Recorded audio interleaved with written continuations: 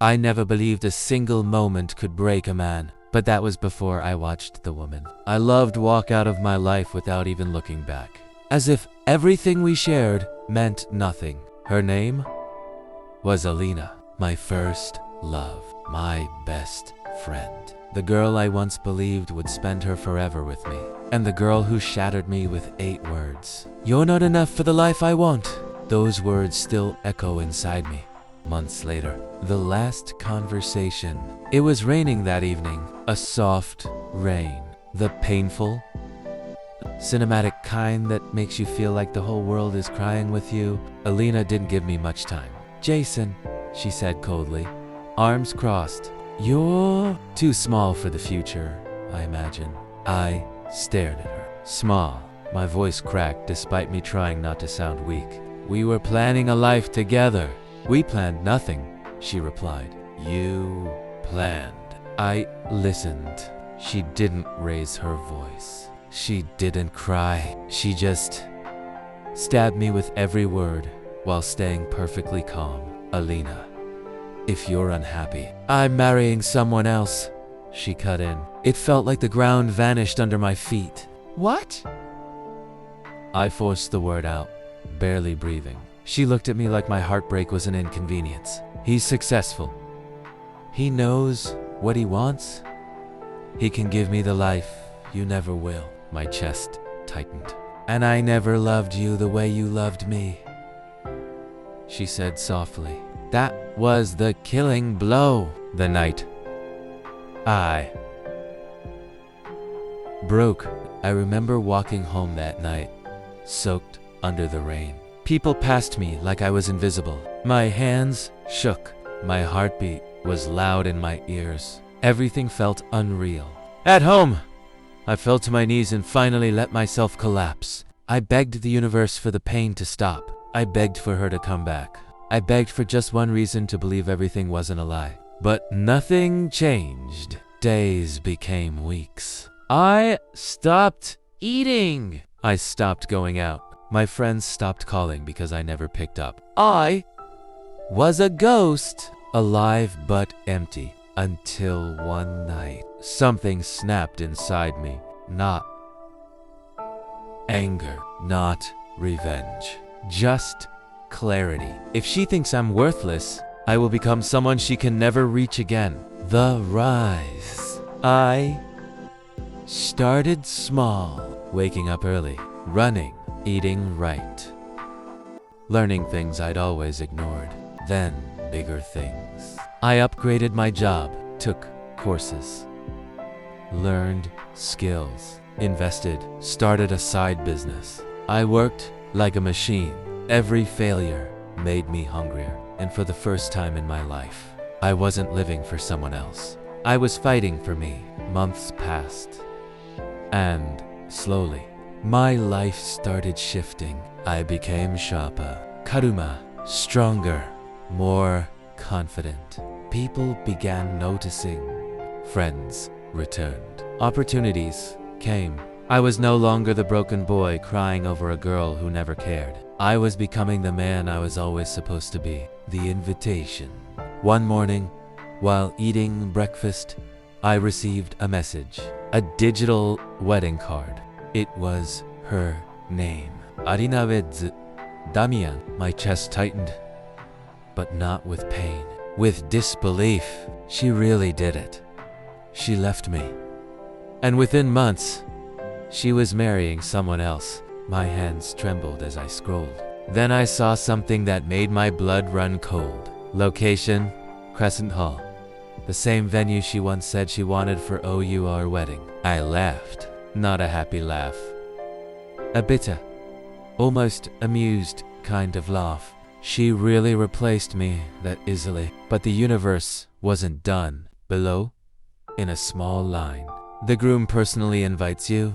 Why would her fiancé invite me? What kind of twisted game was this? My chest burned. Maybe he wanted to show off. Maybe he wanted me to see the life I couldn't give her. Maybe he wanted to humiliate me. For a moment, the old me, the broken me. But then, I remembered. I wasn't that man anymore. I stood up, looked at myself in the mirror, and for the first time in years, I saw strength. If they wanted the old Jason at their wedding, they were going to be disappointed, because I was walking in as a whole new man, and I wasn't going alone. Someone had entered my life recently. Someone who made me feel alive again. Someone Alina feared deeply, though she had no idea yet. That story begins in the next chapter, but I will tell you this much. When I held that woman's hand and walked into Alina's wedding, every eye turned, every breath stopped, and Alina's face, the shock, the regret, the fear. That moment was worth everything. Chapter 2. The Woman Who Changed Everything. After the wedding invitation arrived, I didn't sleep that night. I lay there staring at the ceiling. The blue glow from the streetlight painting shadows across my room. My mind kept replaying her voice. "You're not enough for the life I want." Those words used to crush me. Now, they fueled me, because the man she left behind no longer existed. The unexpected message. At 3:14 a.m. my phone buzzed. A message from her. The woman who would walk into my life like a storm. The woman whose presence would make Alina crumble later. The woman who Alina feared the most. Her name? Serena Knight. My company's new investor. A woman with a reputation that made even CEOs uncomfortable. Beautiful in a sharp, intimidating way. Rich, powerful, untouchable. We weren't close. Not yet. She had reached out once after a presentation, saying she saw potential in me. I thought that was it. But now at 3 a.m. she texted, "You awake?" I hesitated. Why would someone like her message someone like me at this hour? I replied, "Yes, something wrong?" The typing dots appeared instantly. "Meet me tomorrow, 8 a.m., my office." No explanation, no details. Just a command. And for some reason, I wanted to see what she wanted. The meeting. Her office wasn't like anything I'd seen before. All glass, marble, and elegance. Serena stood by the window overlooking the city, dressed in a white blouse and black skirt that screamed power. She didn't turn when I walked in, only said, "You look tired. Heartbreak still bothering you?" I froze. "How do you—" Finally she turned, her eyes locking onto mine with a strength that almost felt physical. "Jason," she said softly, "you're easy to read." There was no judgment in her voice, just understanding, unexpected, unsettling, and somehow comforting. I swallowed. "What did you want to talk about?" She walked toward her desk, heels clicking, then slid a file toward me. My name was on it, my resume, my failed attempts, my wins, my mistakes, everything. "I've been following your progress," she said. "You're sharper now, more focused, but you're still holding yourself back." "Why would you care?" I asked. She smirked. "Because people rise higher after heartbreak. If someone stands beside them." Her words lingered in the room. Then she asked a quiet, dangerous question. "Do you want to rise? Or do you want to break again?"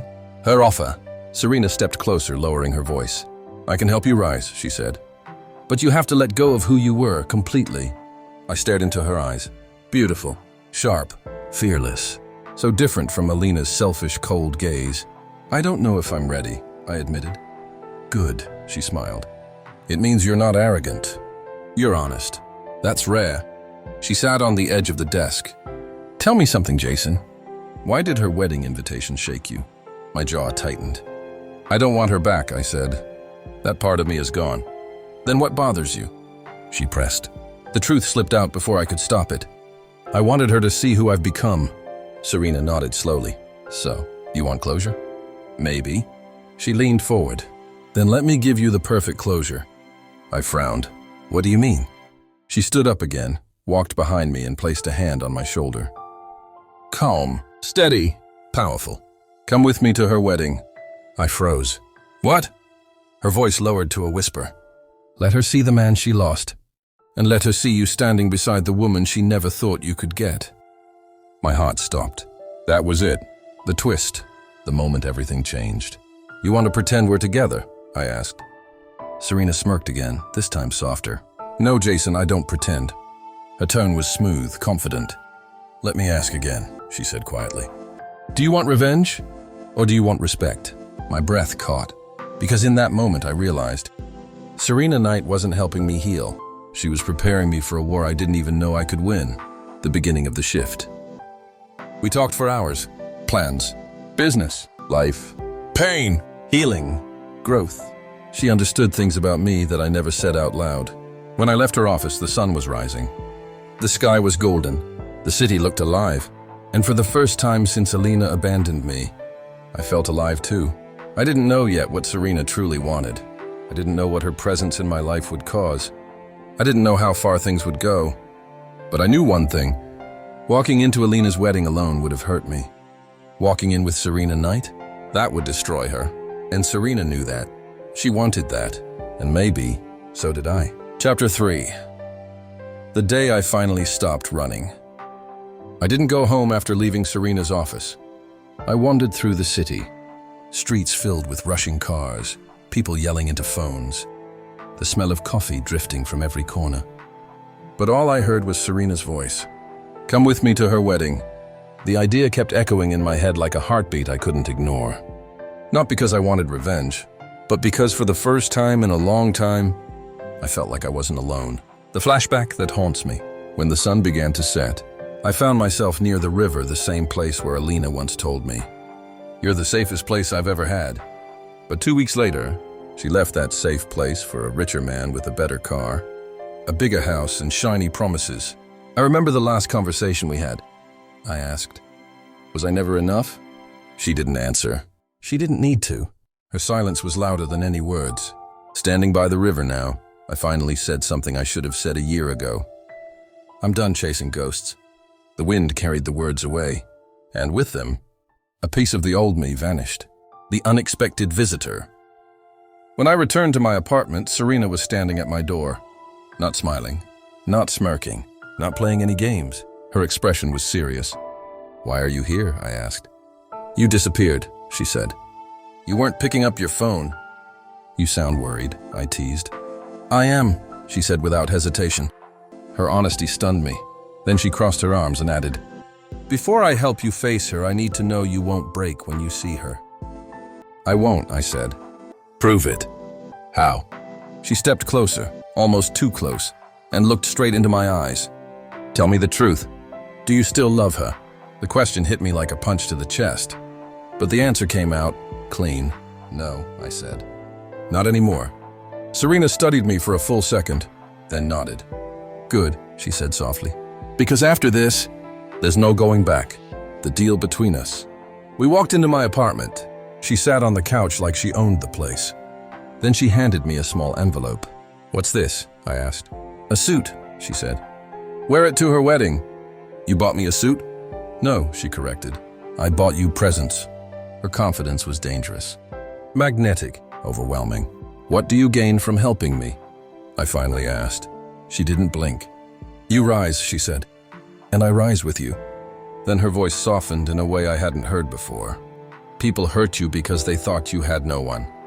I want the world to see they were wrong." My chest tightened. Not from pain, but from something like strength. Something like hope. The call that changed everything. Just when Serena stood up to leave, my phone buzzed. A message.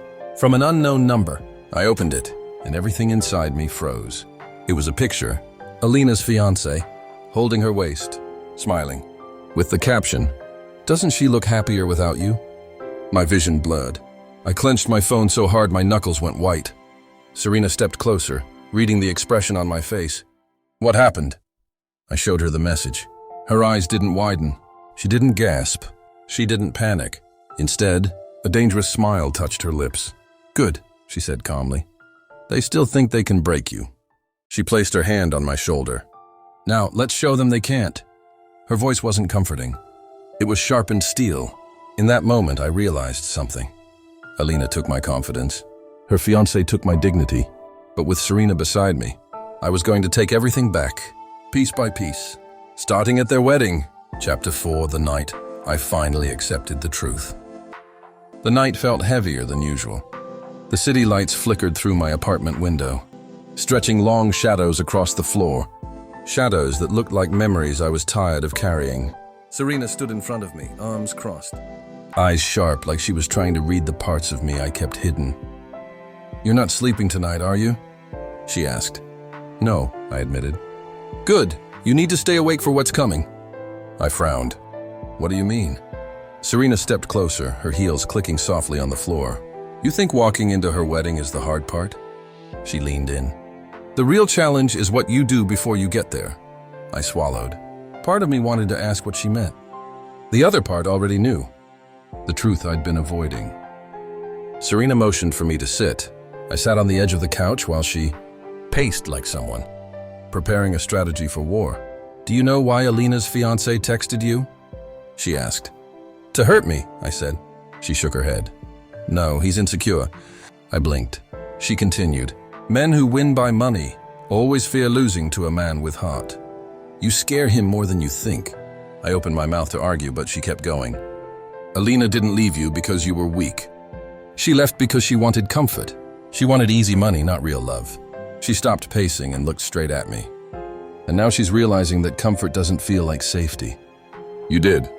A word stabbed deeper than the slap I got from my ex months ago. I had two truths fighting inside me. One that hurt and one that healed. You're giving me too much credit, I said quietly. No, she said. I'm giving you what you refuse to give yourself. Serena's past revealed. I didn't expect it. I didn't see it coming. But Serena walked to the window and placed her hand on the glass. Do you know why I'm helping you? She asked without turning. Because you want something. Yes, she said. I want you to win. She turned slowly, her eyes darker, softer, vulnerable in a way I'd never seen. My ex, he cheated on me with my best friend. The words were flat, but the emotion behind them wasn't. He made me feel disposable, replaceable, and I promised myself I'd never let another good person feel that way again. I stared at her. This woman, cold, sharp, confident, was hiding a broken part she never let anyone see. Serena, I whispered, but she lifted a hand. Don't pity me, she said. Just don't let them break you the way he broke me. For the first time, I understood why she cared so much. We weren't two people connected by revenge or convenience. We were two people connected by scars. The decision that changed everything. Serena sat next to me, closer than necessary. Her voice softened. You have two choices, she said. You can walk into that wedding like a ghost. She lifted my chin lightly. Or you can walk in like a man she regrets losing every single day. Something heavy inside my chest shifted. Not pain, not longing. Something like power. You want me to fight? I asked. No, she smiled. I want you to rise. Her confidence in me felt like a force I couldn't resist. And then she did something I never expected. She placed her hand over mine. Let me help you, she whispered. I know exactly what to do. I felt something warm in my throat. Something close to gratitude. Something dangerously close to connection. I trust you, I said. She exhaled slowly, almost relieved. Good, she said. Because tomorrow, everything changes. The plan begins. Serena stood, her voice returning to that sharp, commanding tone. Wear the suit, she said. Get a haircut. Look like the man she wished she chose. And you? I asked. She smirked. I'll handle the people around her. Her eyes glowed with something fierce. By the time we walk into that wedding, everyone there will know you're not the same boy she threw away. My heart beat faster. Not because of Alina. Because of the war we were about to start. You ready? She asked. I nodded. No, she corrected. Say it like you mean it. I stood up, looked her straight in the eyes and said, I'm ready. Her smile widened. Good, then tomorrow, we begin. And in that moment I realized this wasn't about revenge anymore. This was about becoming someone I could finally be proud of. Someone who didn't break, someone who rose. Chapter 5, The Night, Her Silence. The night was darker than usual. Not because the clouds had covered the moon, but because Alina hadn't replied for 9 hours. 9 hours. For most people, it's normal. For me, someone whose whole world moved only when she typed a message. It was unbearable.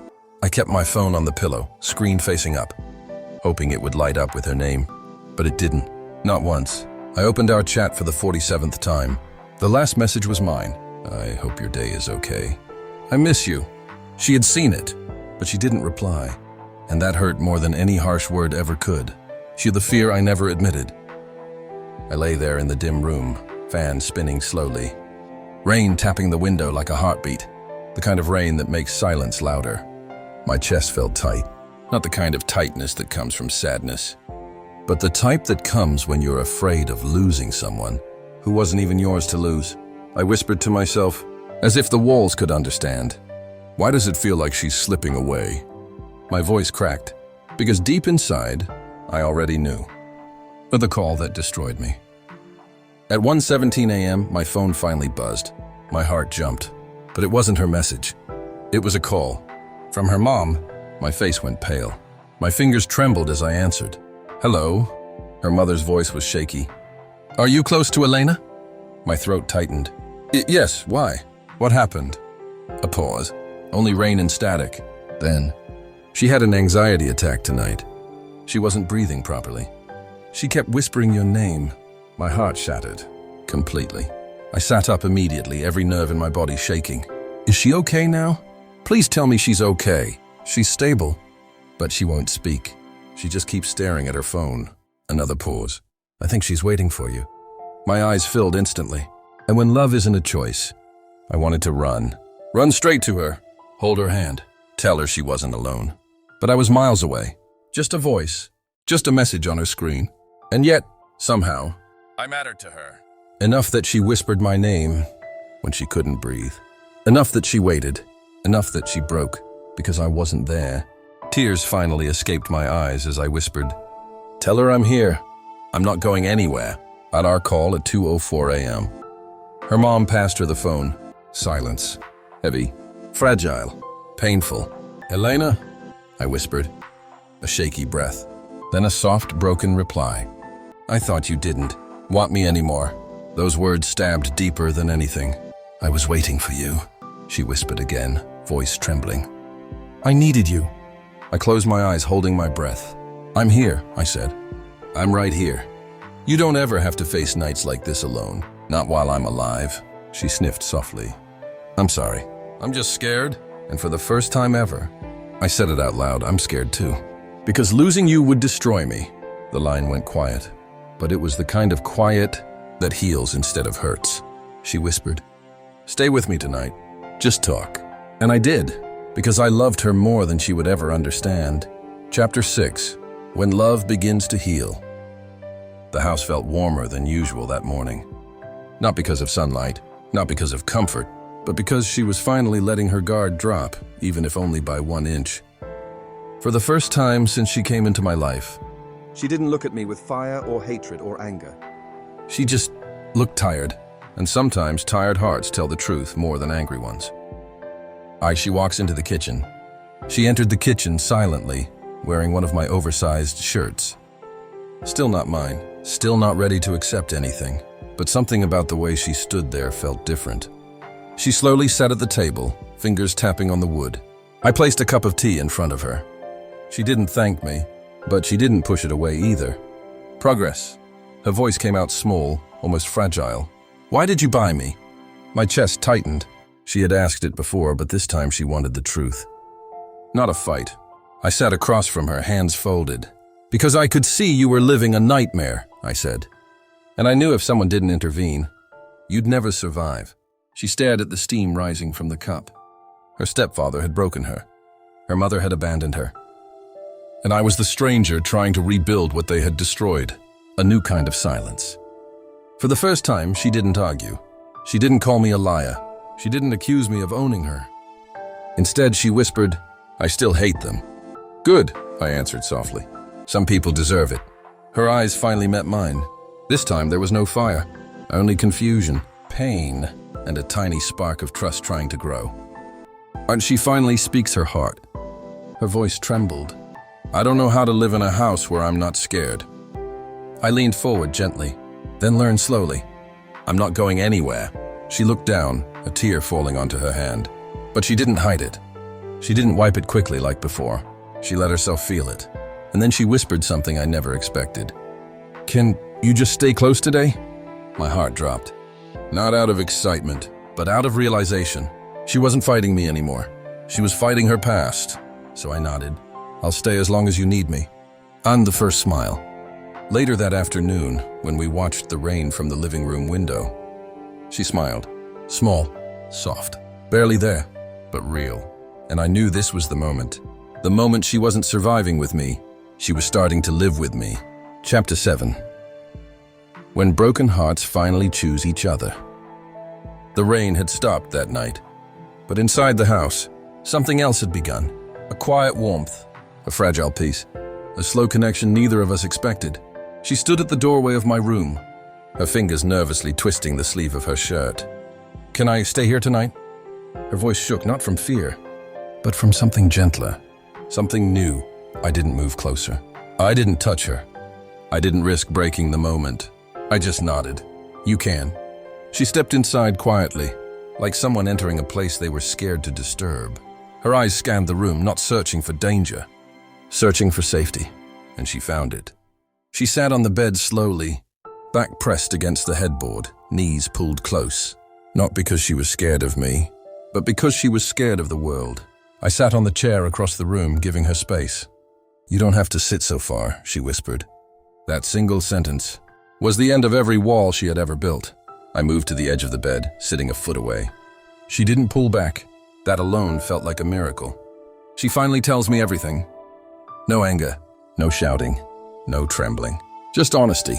"I used to pray," she said softly, "that someone would take me away from them.